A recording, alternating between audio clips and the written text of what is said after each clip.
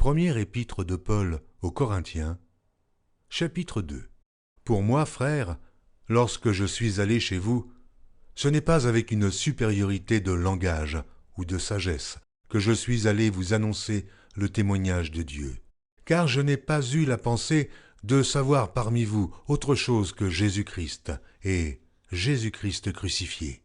Moi-même, j'étais auprès de vous dans un état de faiblesse, de crainte et de grand tremblement.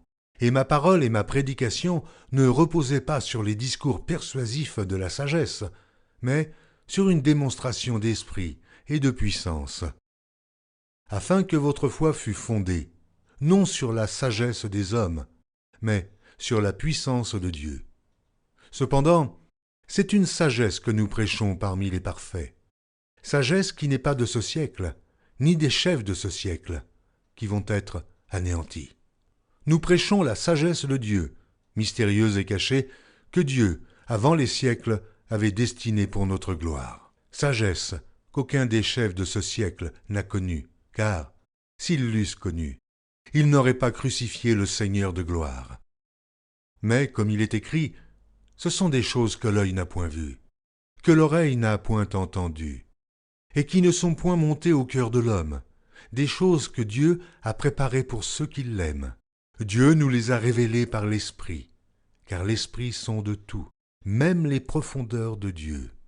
Lequel des hommes, en effet, connaît les choses de l'homme, si ce n'est l'Esprit de l'homme qui est en lui? De même, personne ne connaît les choses de Dieu, si ce n'est l'Esprit de Dieu.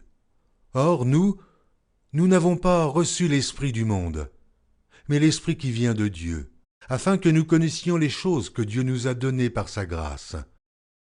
Et nous en parlons non avec des discours qu'enseigne la sagesse humaine, mais avec ceux qu'enseigne l'Esprit, employant un langage spirituel pour les choses spirituelles.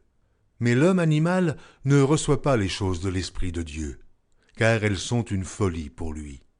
Et il ne peut les connaître parce que c'est spirituellement qu'on en juge.